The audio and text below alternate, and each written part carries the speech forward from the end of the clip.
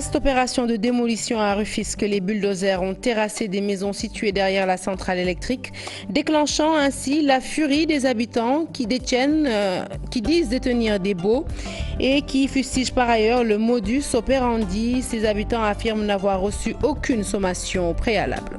Tension à Myriam Ndoyen, les populations en colère dénoncent l'accaparement de leurs terres.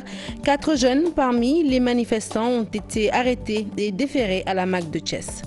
Organisation des élections de représentativité syndicale, le QSEM soupçonne des manœuvres du ministère du Travail visant à empêcher sa candidature à ces élections. Ses membres annoncent par ailleurs le dépôt d'un préavis de grève pour pousser le gouvernement à matérialiser les engagements signés. Voilà pour les titres, le développement à présent.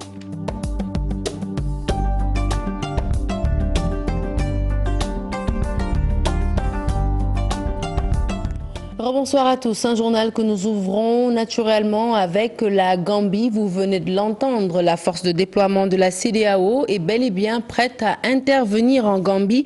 Ce sera ce soir à compter de minuit si les négociations butent. L'état-major s'est réuni au Sénégal et le général François Ndiaye va diriger les opérations.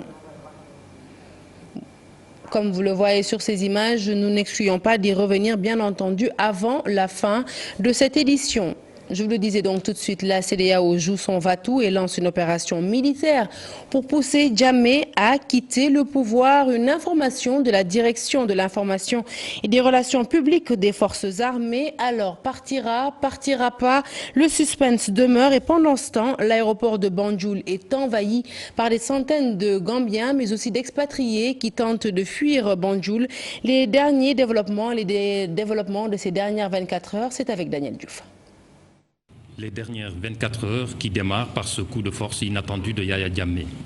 Il déclare l'état d'urgence 2 jours avant la fin officielle de son mandat, motif invoqué, un niveau d'ingérence étrangère exceptionnel et sans précédent dans le processus électoral de son pays.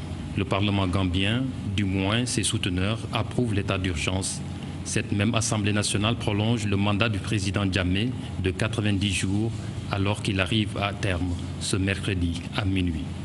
Dans la même foulée, un navire de guerre nigérian est annoncé. Il fait cap sur Banjul.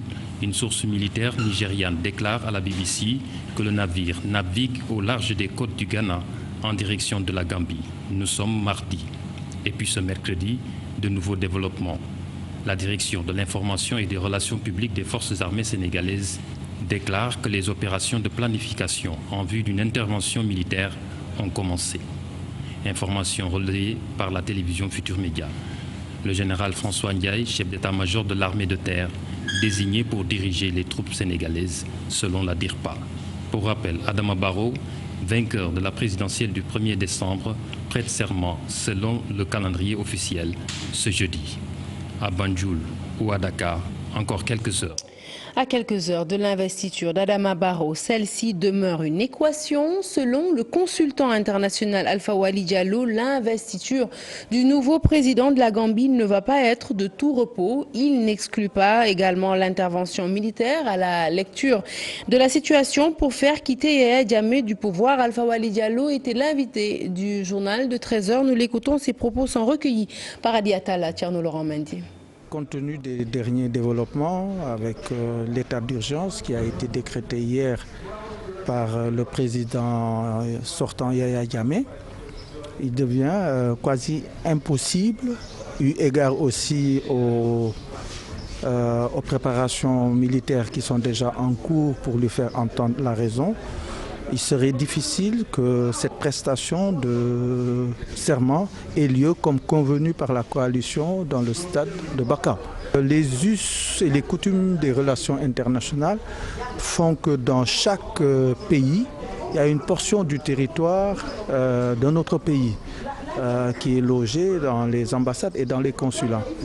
Et à cet effet, je crois que si le président élu Barrow prête serment ici à l'ambassade, au commissariat plutôt de la Gambie à Dakar, c'est comme s'il prêtait serment en territoire gambien. Si Yahya Jammeh entend la raison, je demeure convaincu moi-même qu'il finira par entendre la raison. L'option militaire peut être... Voilà, Alpha Wali Diallo, que vous venez d'entendre, s'est exprimé à 13h. Entre-temps, les choses, je vous le disais en titre, ont évolué. La force de déploiement de la CEDEAO s'est dit prête à intervenir militairement. Ce sera donc ce soir à compter de minuit.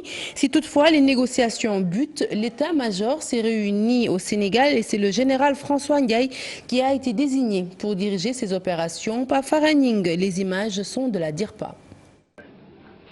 L'état-major de la force de la CEDEAO est fin prêt pour une intervention imminente en Gambie si les négociations échouent. Nous attendons que les négociations politiques aboutissent. Malheureusement, d'ici là, rien n'est encore fait.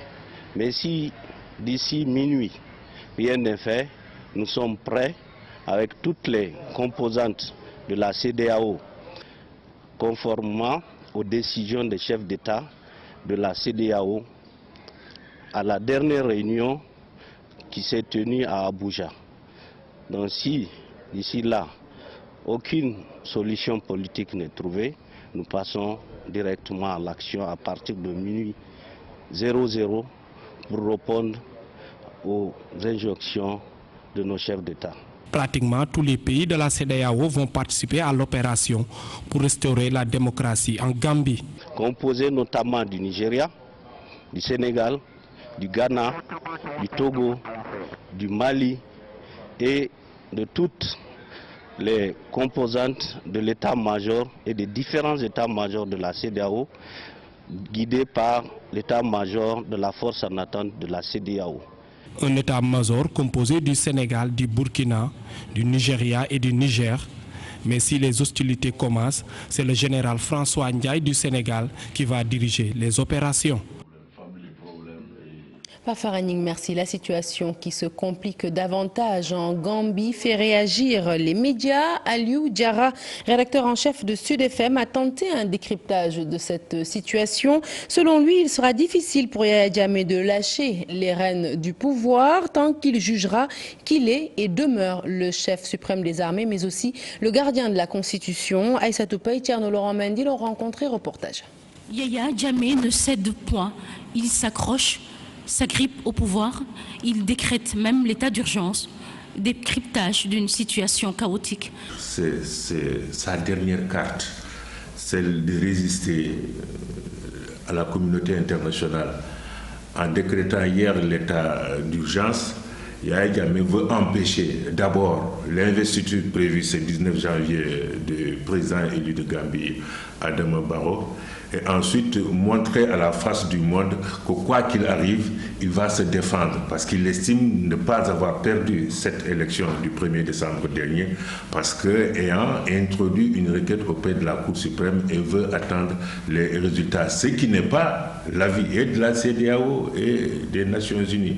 Ces organismes vont jouer leur va-tout s'ils ne veulent pas subir un échec cuisant. Qui ont intimé à Yaya Jammeh de céder le pouvoir à partir du 19 pour permettre l'installation justement de Adama Barrow. Si la communauté internationale n'arrive pas demain à installer Yaya Barrow, et on est en train de suggérer que peut-être ça peut se passer au Sénégal, ce serait un échec cuisant et du Sénégal, et de la CEDEAO, et de la communauté internationale, parce que ce n'est pas le Sénégal qui a élu Adama Barrow, ce sont les Gambiens. Il va être installé en Gambie et à Banjul.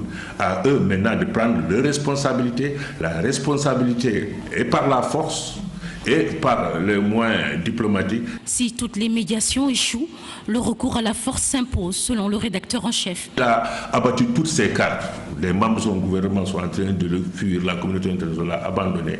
Il reste seul maintenant à accepter une voie de sortie peut-être honorable pour lui de céder le pouvoir. Sinon, la communauté internationale sera obligée d'aller chercher un mandat pour venir éventuellement à une intervention militaire en Gambie. À minuit, Yaya Jammeh constitutionnellement ne va plus être le chef d'État gambien, même s'il soutient Mordicus, le contraire. Autre réaction, celle de l'ambassadeur de France au Sénégal. Christophe Bigot s'est prononcé sur la situation en Gambie et c'est pour dire que la France soutient les efforts de la CEDEAO et du Sénégal pour que Adama Barrow soit investi ce jeudi.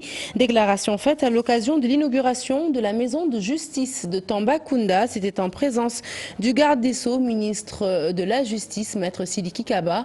Les propos de l'ambassadeur de France, Christophe Bigot, sont recueillis par Moussa Oumar Gueye et Amadou Diédhiou. Élu Adama Barrow à l'issue d'un scrutin démocratique. Ce président élu a été reconnu par l'ensemble de la communauté internationale, la CEDEAO, le Conseil de sécurité, l'Union européenne. Et la France soutient pleinement les efforts de la CEDEAO, du Sénégal, pour faire en sorte que le président élu puisse prendre ses fonctions en toute légalité, de manière parfaitement légitime, jeudi prochain, donc le 19 janvier. Et c'est important pour la Gambie, c'est la victoire de la démocratie, c'est important pour le Sénégal, car je suis sûr que c'est un gage de bonnes relations entre deux États démocratiques. Et c'est aussi important pour l'ensemble de l'Afrique de l'Ouest, qui verrait ainsi, je dirais, cette révolution démocratique s'achever, puisque la totalité des pays d'Afrique de l'Ouest aujourd'hui connaissent à la fois d'ailleurs non seulement un jeudi 19 janvier et nous suivons de très près les efforts de la CEDEAO. Comme vous le savez, ce sujet a été discuté en marge du sommet Afrique-France à Bamako et les chefs d'État se sont réunis pour soutenir tous les efforts nécessaires à ce que le président Adama Barrow puisse être investi jeudi prochain. Demain, la Gambie, un film documentaire qui retrace la vie de cette république sœur du Sénégal. De l'indépendance en 1965 à nos jours, la Gambie a connu 3 présidents.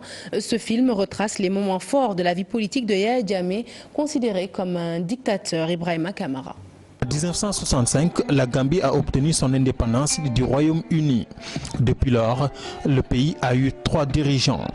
Le président Daouda Jawara, qui a gouverné le pays de 1970 à 1994, avant que Yaya Jammeh ne prenne le pouvoir lors d'un coup d'État en tant que jeune officier de l'armée.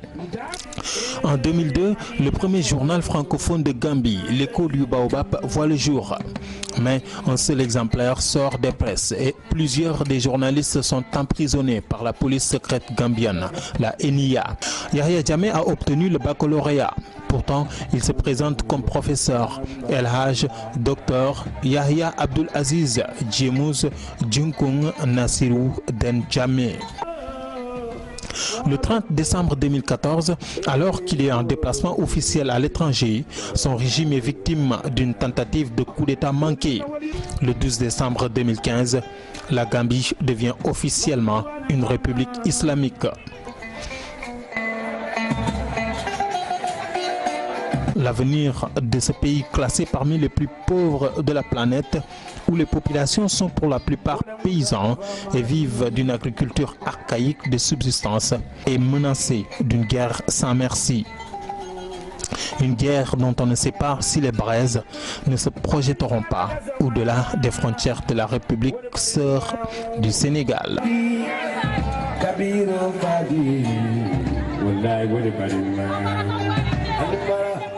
Voilà, retour au Sénégal et direction Rufisque où des dizaines de maisons situées derrière la centrale électrique ont été démolies par des bulldozers. Les victimes détentrices de baux crient à l'injustice pour n'avoir reçu aucune sommation au préalable. Elles décident de porter l'affaire devant la justice. Ousseynou Thiam, Biradiagne pour les détails. Les attributaires des titres fonciers 1043 nichés entre la centrale électrique et le centre émetteur sont dans l'inquiétude. À l'origine de leur angoisse, les bulldozers ont tout rasé sur leur passage alors qu'ils détiennent des baux en bonne et due forme légalement acquis. Et depuis, chaque année, nous payons nos redevances annuelles aux impôts et domaines à raison de 40 000 francs l'an. Nous avons commencé à construire, d'autres ont fait des fondations, d'autres des briques. Samedi, à 14 h dans ma maison, on m'appelle pour me dire que Descos est sur le terrain, plus des gens en civil. Ils sont en train de démolir. Ces dizaines de victimes disent n'avoir reçu aucune sommation et comptent saisir la justice. Nous avons acquis légalement nos baux et nous sommes en règle avec les impôts et domaines.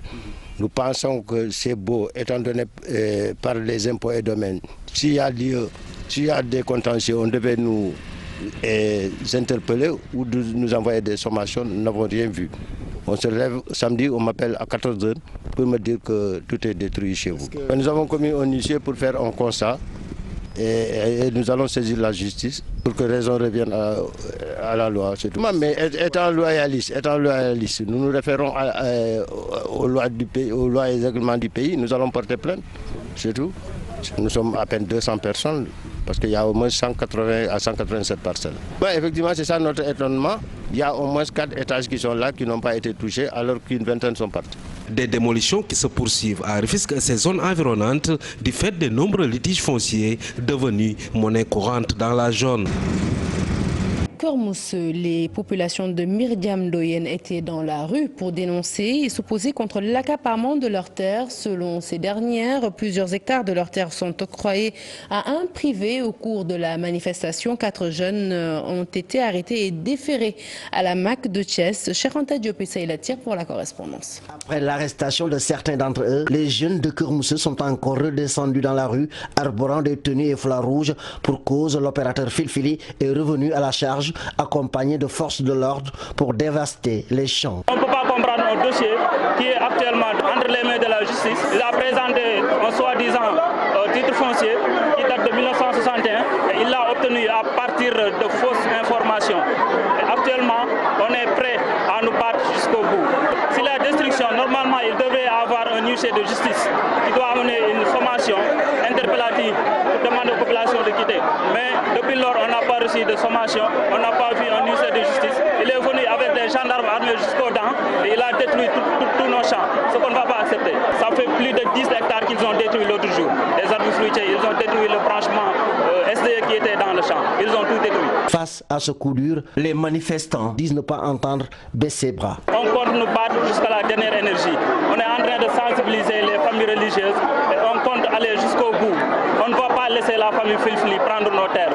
Ça, c'est une chose que toute la population ne va pas accepter. L'année dernière, on a écrit aux autorités locales, le préfet, le sous-préfet, mais depuis lors, personne n'a réagi. Le maire de la commune Momar 6, interpellé sur la question, soutient que l'opérateur est bel et bien détenteur d'un titre foncier dormant qui lui a été délivré en 1961. Cependant, il promet d'engager des négociations pour une solution apaisée.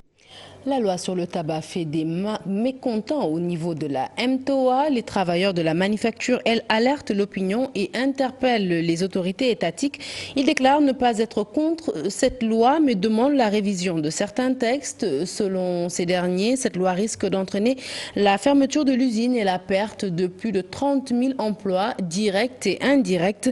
Ils étaient en conférence de presse. Écoutons Massamba Sow, responsable de la production au niveau de la manufacture.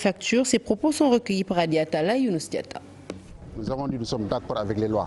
Nous avons pris toutes les dispositions pour l'application effective des lois. Mais attention aussi à ne pas appliquer une loi qui est déséquilibrée par rapport aux autres pays de la sous-région. Si on applique les décrets d'application à la lettre, la manufacture des tabacs de l'Ouest africain, qui est une entreprise qui date de plus de 60 ans maintenant, va inévitablement vers des difficultés, sinon disparaître. Aujourd'hui, il y a 24 000 points de vente au Sénégal, qui est une activité, 24 000 emplois donc. Si demain on l'applique, comme le décret le veut, l'application le veut, ces 24 000 emplois vont disparaître.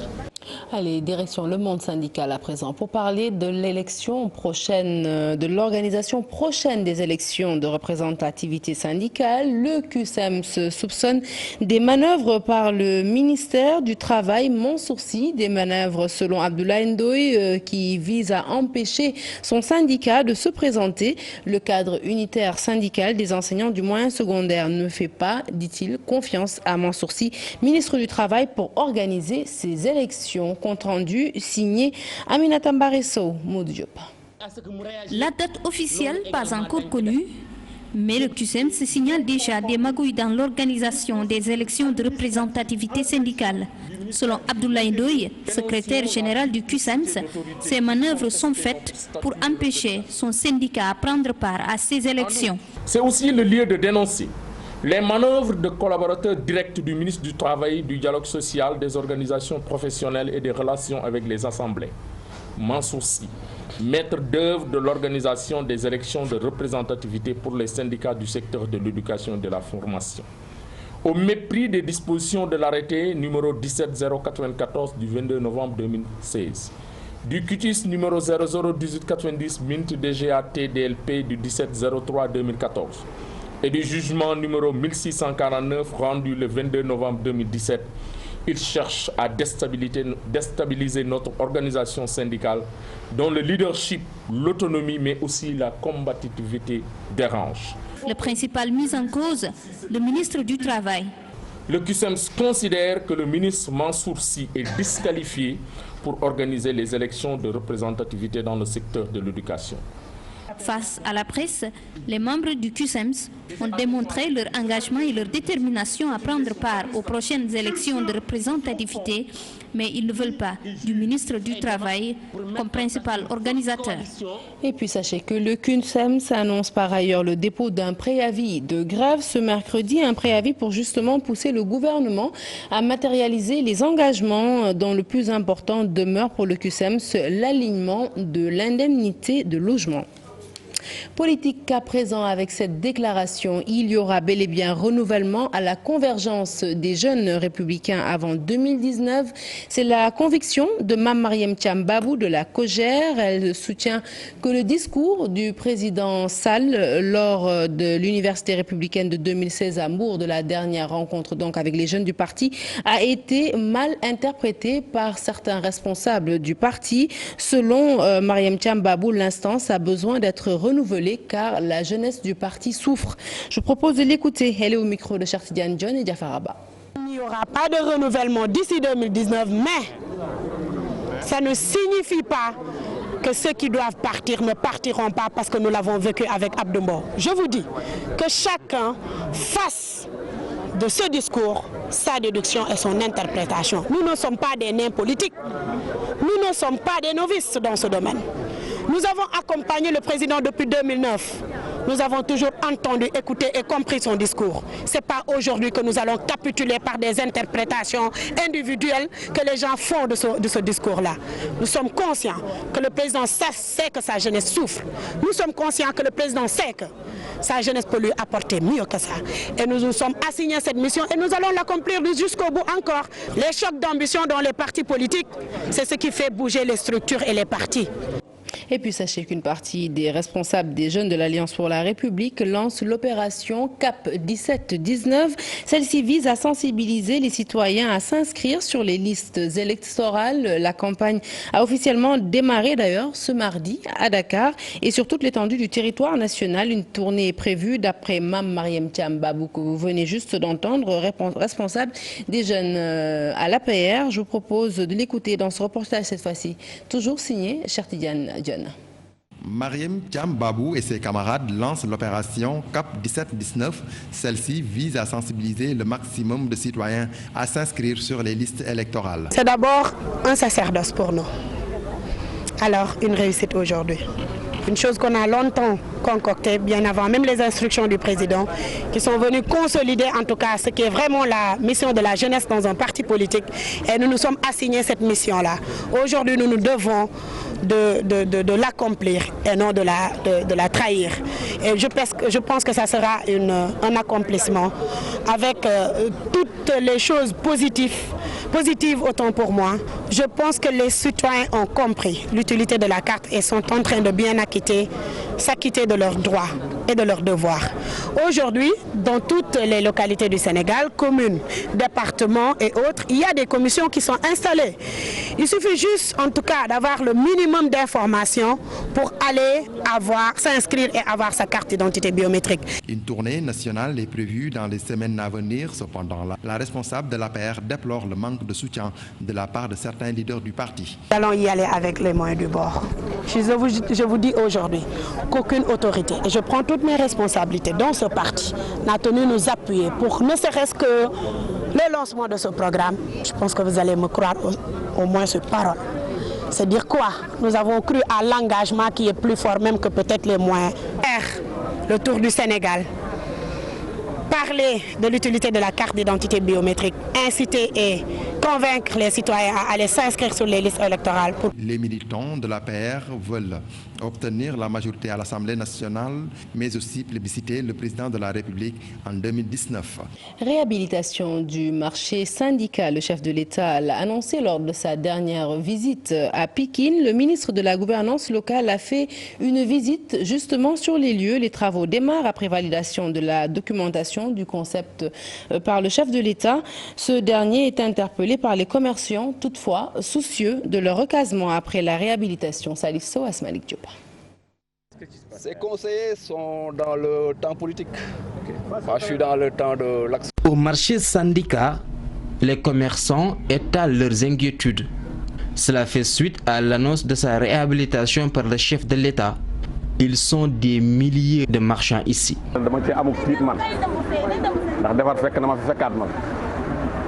xam naa ne bu ñu defaree damay xalaat ne bu dee junni nit comme ni ma la wax bu ñetti téeméeri amee wala ñeenti téeméeri am ni ci des bootu daal duñu am parce que loolu moo fi amoon am na fi amati. Syndicat est le plus grand marché de fruits de la banlieue dakaroise. Les détaillants s'approvisionnent ici. Le site est toutefois désorganisé, sale, aux locaux délabrés. Partant pour sa réfection, les conducteurs de gros porteurs, camionnettes et autres moyens de transport de marchandises interpellent le président de la République. On est là pour aider les clients pour déplacer. Jusqu'à passer partout où on part. On demande seulement qu'avant qu'il fasse ça, il doit d'abord venir nous voir d'abord avant tout. Voilà les jeunes qui sont là, qui sont en train de travailler là, qui viennent construire le marché pour casser tout ça. Non, c'est pas. Il faut quand même, tu dois organiser d'abord. Les autorités en charge de la réfection du marché syndicat rassurent, les normes de construction et de sécurité seront respectées. Aucun commerçant ne sera lésé, ajoute le gouvernement. Tout ce que nous devons faire dans ce marché devra tenir compte de l'existant.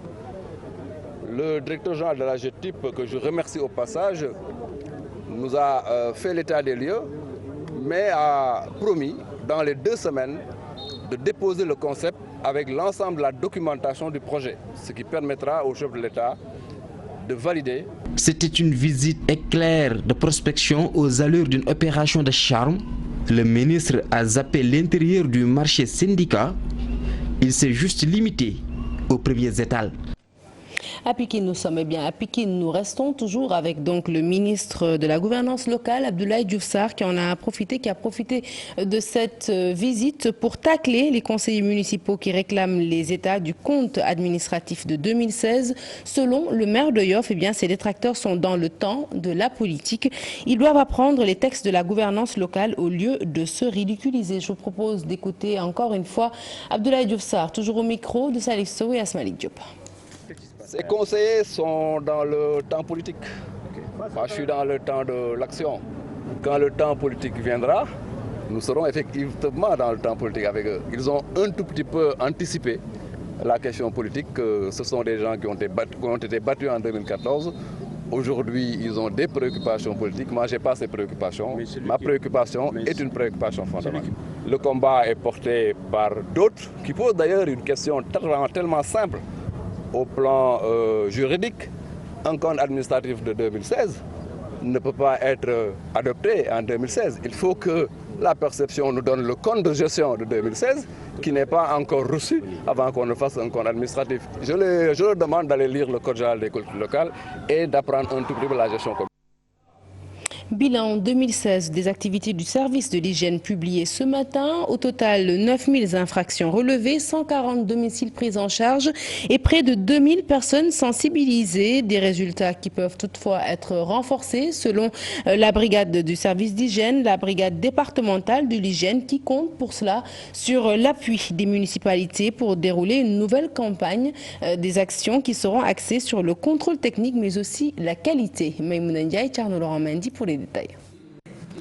Une année bouclée, collectivités locales et administrations territoriales conviées, le service national de l'hygiène présente ainsi son bilan. Au total, 94% des objectifs atteints.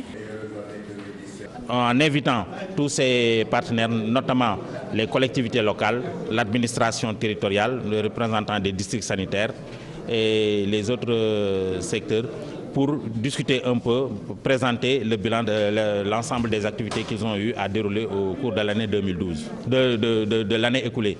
Et maintenant aussi présenter les perspectives de l'année à venir. Des perspectives axées sur la sensibilisation et la prévention. Dans le cadre de la police administrative, nous avons sensibilisé 200 000 personnes sur les méthodes et techniques de prévention des maladies diarrhéiques, du paludisme, d'Ebola, mais sur l'hygiène générale, l'hygiène de l'eau, l'hygiène des denrées alimentaires, la prévention des toxi-infections alimentaires. Et nous avons pris en charge 140 domiciles qu'on nous a investis.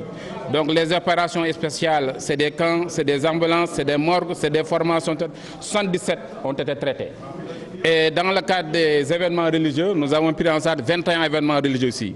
Mesures de sécurité publique passent forcément par des amendes forfaitaires, plus de 58 millions encaissés, 21 personnes arrêtées. Nous avons visité au total 35 000 établissements recevant du public et des domiciles. Et nous avons visité les formations sanitaires, au moins 215 formations sanitaires, mais également des daras, des écoles et des mosquées. Pour cette année, le contrôle technique sera accentué, nous dit le service de l'hygiène, la qualité de l'eau contrôlée. Une vaste campagne de lutte contre le développement des moustiques a déroulé dans certaines zones.